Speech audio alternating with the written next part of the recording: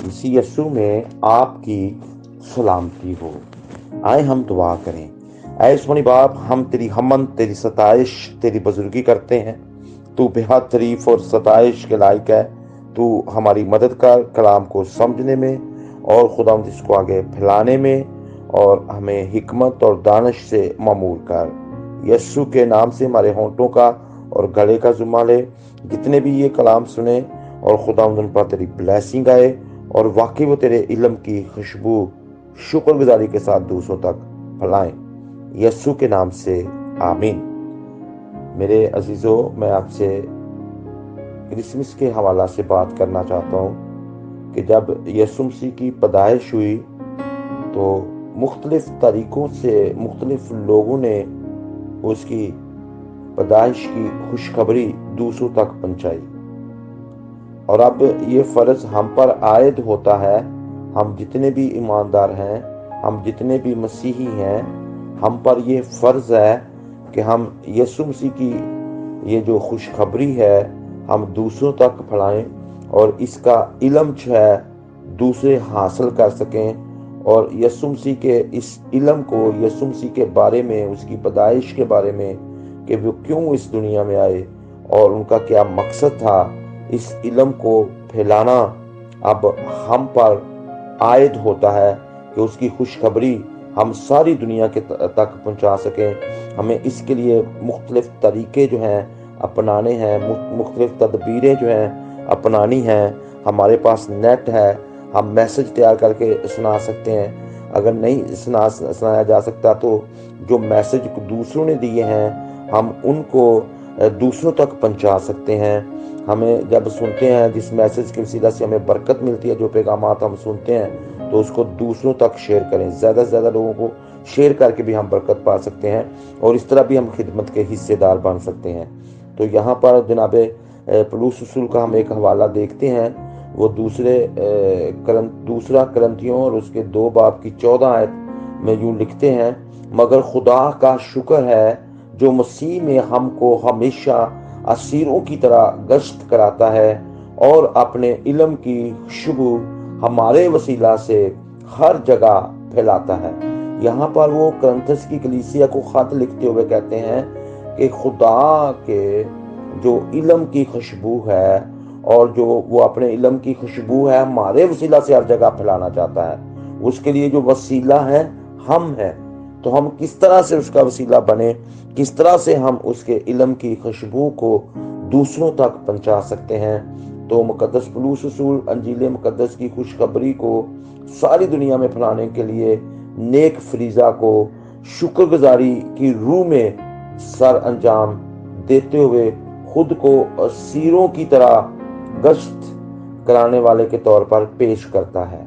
تو جب تک ہم اپنے آپ کو اسیروں کی طرح گشت کرانے والے کے طور پر ہم پیش کریں اپنے آپ کو، تاکہ ہمارے وسیلہ سے یہ کام ہو سکے، خوشخبری کی خوشبو جو ہے وہ اس کے علم کی خوشبو دوسروں تک پہنچا سکیں۔ تو اس کے لیے پہلا طریقہ جو ہمیں بتا رہا ہے کہ ہمیں اسیروں کی طرح گشت کرنی ہے، اور یقیناً اس کی اس بات میں جو ہے گواہی کا جو عنصر ہے وہ غالب ہے کہ جو کچھ وہ کلام کے مبشر کے طور پر کر رہا تھا اسے وہ خدا کی طرف سے دی گئی نعمت اور خدمت سمجھ کر رہا تھا، اور انجیل کی گواہی اور بشارت دینے والے خادموں کے لیے یہاں ایک سبق موجود ہے کہ وہ خداوند کی خدمت کو شکر گزاری کے ساتھ کرنے میں بڑی برکت ہے۔ انسانی طور پر ایسی آزمائشیں آ سکتی ہیں جب کلام کی خدمت کے لیے گھر سے باہر اور دوسری جگہوں پر جانے سے گھبراہٹ کے ساتھ بوجھ محسوس ہو۔ ایسی صورت میں پولس کی معرفت خدا کا یہ کلام میرے اور آپ کے لیے تسلی، اطمینان اور حوصلہ افزائی کا باعث ہے۔ اور جہاں تک کہ پولس رسول کا اپنے اور دیگر مبشروں کے لیے لفظ جو وہ استعمال کرتا ہے وہ ہے اسیر، اور اس کا جو تعلق ہے اس سے مراد اور صورتحال ہے وہ یہ ہے کہ جب رومی سپاہی کسی ملزم کو قیدی بنا کر شہر بشار لے جاتے تھے، تا وقت ہے کہ وہ روم یا کسی بڑے دیگر شہر کی عدالتوں میں پیش کیے جاتے تھے، تو اسیری کی حالت میں بھی ملزم کے حقوق نہایت محدود تھے۔ اسیر کے لیے سب سے جو ضروری بات یہ تھی کہ وہ سپاہیوں کے آگے خود کو سپرد کرے اور ان کی مرضی سے اٹھے اور بیٹھے، اور ان کی مرضی کے برخلاف کوئی قدم نہ اٹھائے اور نہ ہی کوئی سوچ ذہن میں آنے دے۔ اس تجربہ کے حوالہ سے اور دیگر مشاہدات کی بدولت پولس رسول لفظ اسیر کی ماہیت سے پورے طور پر واقف تھا۔ اگرچہ یہ آیت جو لکھی گئی، جو کرنتھیوں کے نام خاتمے سے آج ہم نے لی ہے، یہ پولس کے روم کے سفر سے پہلے لکھی گئی تھی۔ خداوند یسوع نے اپنے شاگردوں کو اپنی زمینی خدمت میں کم از کم 3 مرتبہ انجیل کی خوشخبری پھیلانے کے لیے جانے کے لیے کہا اور بھیجا۔ ان واقعات کا اناجیل میں کئی مقامات پر ذکر ملتا ہے، اور متی رسول کی انجیل جو واقعات کو ترتیب سے لکھنے میں واضح ہے، اس میں اگر ہم پڑھیں تو اس میں بھی ہمیں اس کا ذکر ملتا ہے، اور ہم غور کرتے ہیں کہ جو کام کسی کو 3 دفعہ کہا جائے تو ہمیں اس پر عمل کرنا چاہیے۔ اور یہ جتنے آج کے ایماندار ہیں اور جتنے مبشر ہیں، جتنے خادمین ہیں، جو رسول ہیں، نبی ہیں، ہمیں چاہیے کہ ہم یہ خوشخبری کا پیغام جو ہے دوسروں تک پہنچائیں، اور اس خوشخبری کے علم کو خوشبو کی طرح ایک جگہ سے دوسری جگہ پھیلانا ہم پر فرض ہے۔ اگر ہم متی 10 باب اور اس کی 5 اور 6 آیت پڑھیں تو وہاں پر ان 12 کو یسوع نے بھیجا اور ان کو حکم دے کر کہا، غیر قوموں کی طرف نہ جانا اور سامریا کے کسی شہر میں داخل نہ ہونا، بلکہ اسرائیل کے گھرانے کی کھوئی ہوئی بھیڑوں کے پاس جانا۔ اس حکم کو مزید اس کی وضاحت کے ساتھ یوں جاری رکھا گیا، دیکھو میں تم کو بھیجتا ہوں گویا بھیڑوں کو بھیڑیوں کے بیچ میں۔ متی 10:16۔ مقدس لوکا نے شاگردوں کے حوالہ سے 70 لوگوں کا ذکر کیا ہے، جو یوں ہے، ان باتوں کے بعد خداوند نے 70 آدمی اور مقرر کیے، اور جس شہر اور جگہ کو خود جانے والا تھا، وہاں اس نے 2 کر کے اپنے آگے بھیجا۔ اس سلسلے کو ہم چاروں اناجیل کے آخر میں عالمگیر سطح پر انجیل کی بشارت کے لیے شاگردوں یعنی کلیسیا اور ایمانداروں کے بھیجے جانے کی صورت میں دیکھتے ہیں۔ مقدس مرکز رسول سے یوں بیان کرتے ہیں، اور اس نے ان سے کہا کہ تم تمام دنیا میں جا کر ساری خلق کے سامنے انجیل کی منادی کرو۔ مرکز 16:15۔ یہ انجیل کی منادی کیا کرنی ہے؟ ہم نے یسوع مسیح کی پیدائش کے بارے میں بتانا ہے، ہم نے یسوع مسیح کی پوری زندگی کے بارے میں لوگوں کو بتانا ہے، پھر ان کے آنے کا مقصد کیا تھا، یسوع مسیح کے آنے کے بارے میں بتائیں، پھر جب واپس گئے ہیں اس کے بارے میں ان کو بتائیں، اور پھر جب آپ واپس آنے والے ہیں تو ہم یسوع مسیح کے بارے میں پورا لوگوں کو علم دیں تاکہ ان کو سمجھ آ جائے۔ اور میرے عزیزو، مقدس متی نے ارشاد اعظم کے اسی بیان کو درج کرتے وقت لکھا کہ خداوند یسوع نے کہا، دیکھو میں دنیا کے آخر تک ہمیشہ تمہارے ساتھ ہوں۔ اگر ہم اسیروں کی طرح گشت کرانے والا سپاہی یا سپاہیوں کا افیسر گشت کرائے جانے والے کے ساتھ خود بھی گشت کرتا تھا، وہ اس کو اکیلا نہیں چھوڑ سکتا تھا۔ دوسری جانب گشت کرانے میں جسمانی مصیبت اور شرمندگی کا عنصر شامل ہے کہ کبھی کبھی شہر اور گلی میں سے ملزموں اور مجرموں کو گزارا جاتا تھا کہ لوگ دیکھیں اور عبرت حاصل کریں۔ اس تصویر کو مثال کے طور پر لیتے ہوئے جناب پولس رسول نے جو ہے دیگر رسولوں نے انجیل کی خاطر شرمندگی سہنے اور جسمانی اذیت برداشت کرنے کو استعمال کیا ہے، اور اس پر فخر کرتے ہوئے اس بات کی گواہی دی ہے کہ یہ باتیں اس کے لیے کوئی معنی نہیں رکھتی۔ بڑی اور ضروری بات یہ احساس ہے کہ خداوند جو اسے گشت کراتا تھا اس نے اس کو اکیلا نہیں چھوڑا۔ اس کا وعدہ ہے کہ دیکھو میں دنیا کے آخر تک تمہارے ساتھ ہوں۔ خداوند کی طرف سے اسیروں کی گشت کرانے کے اندر رسولی خدمت کا خاص مقصد پایا جاتا ہے، اور یہ مقصد بڑا واضح ترین شکل میں ہمارے سامنے موجود ہے کہ خداوند ابتدائی دور میں رسولوں کی معرفت اپنے علم یعنی کلام کی خوشبو دنیا میں پھیلا رہا تھا۔ خدا کے علم اور کلام کو خوشبو کی طرح پھیلانا رسولی خدمت کا اعزاز ہے۔ کلیسیا نے شروع دن سے کلام کی بشارت کو اپنے لیے اعزاز سمجھا۔ اس کے لیے ابتدائی کلیسیا میں بے شمار لوگوں نے اپنی جانوں کا نذرانہ بھی دیا تاکہ کلام کی خوشبو رکے نہیں بلکہ پھیلتی رہے۔ خدا کا کلام اپنے اندر تاثیر رکھتا ہے۔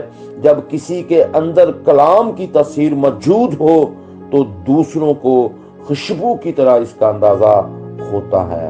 کیا میری اور آپ کی زندگی سے کلام کی خوشبو دوسروں تک پھیل رہی ہے؟ اور کلام کی تاثیر جو اگر ہمارے اندر موجود ہے تو اس کی خوشبو کا اندازہ ہماری زندگیوں سے دوسروں کو ہو رہا ہے؟ ہم اپنی زندگیوں پر غور کریں۔ پولس رسول نے خدا کے علم کا ذکر کس معنی میں کیا ہے؟ اس کو جاننا ضروری ہے، اور پھر اس علم کی خوشبو یعنی تاثیر کیا ہے؟ ان سوالات کا جواب یوں دیا جا سکتا ہے کہ علم الہی کی بنیادی تعریف میں اس کو خدا کا علم یا خدا کو جاننے کے طور پر لیا جاتا ہے۔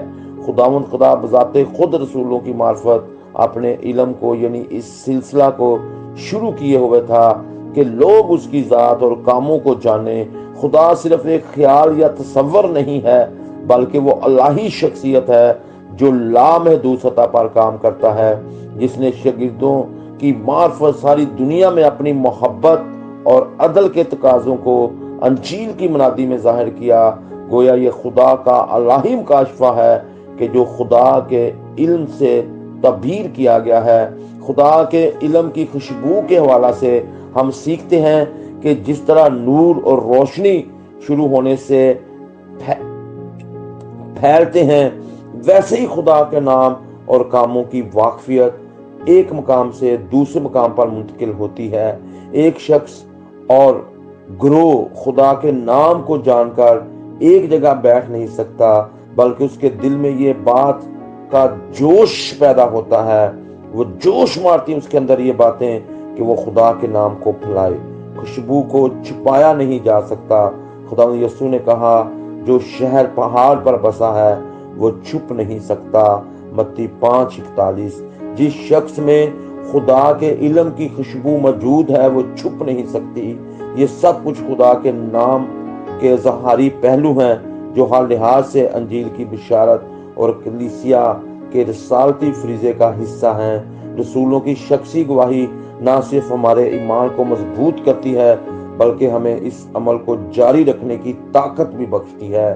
بائبل کے انگریزی اگر ہم ترجمہ دیکھیں، مثلا NIV ترجمہ اس آیت کو زیادہ واضح کر کے پیش کرتے ہیں کہ خدا ایمانداروں کو مسیح میں فتح مندی کے جلوس میں قیدی کی طرح لے جاتا ہے۔ اس کا نتیجہ یہ نکلتا ہے کہ مسیح کی فتح مندی میں رسولوں کی فتح مندی ثابت ہوتی ہے۔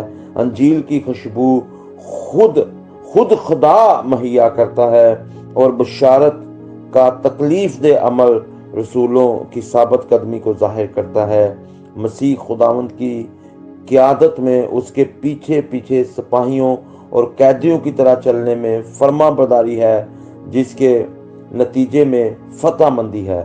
اگر آپ اس کے پیچھے پیچھے چلیں گے، سپاہیوں اور قیدیوں کی طرح فرما برداری کریں گے، تو ہم پورے طور پر فتح حاصل کر سکتے ہیں۔ یہ بہترین طریقہ ہے، اسے اپنی زندگی میں اپنائیں۔ کلیسیا کے لوگ دنیا کے لیے کلام کی خوشبو ہیں، جتنے بھی ایماندار ہیں یہ کلام کی خوشبو ہیں۔ ہلاک ہونے والوں کے لیے یہ کلام عدالت کا موجب بنتا ہے۔ جبکہ نجات پانے والوں کے لیے نجات کا باعث دونوں صورتوں میں مبشروں اور خادموں کی بڑی ذمہ داری ہے کہ وہ خدا کے علم کو لوگوں پر ظاہر کریں۔ یہ تاریخی خدمت جس کا ایک پس منظر ہے اور اس کا ایک مستقبل بھی ہے۔ شاگردوں کا اعتماد یہ ہے کہ وہ مسیح میں بولتے تھے۔ آپ کا اعتماد بھی ایسا ہی ہونا چاہیے کہ خداوند یسوع کے فتح مند جلوس میں آپ خدا کے نمائندے بن کر دنیا کے سامنے اپنی زندگی گزاریں اور بہتوں کے لیے نجات اور ابدی زندگی کا سبب بن جائیں۔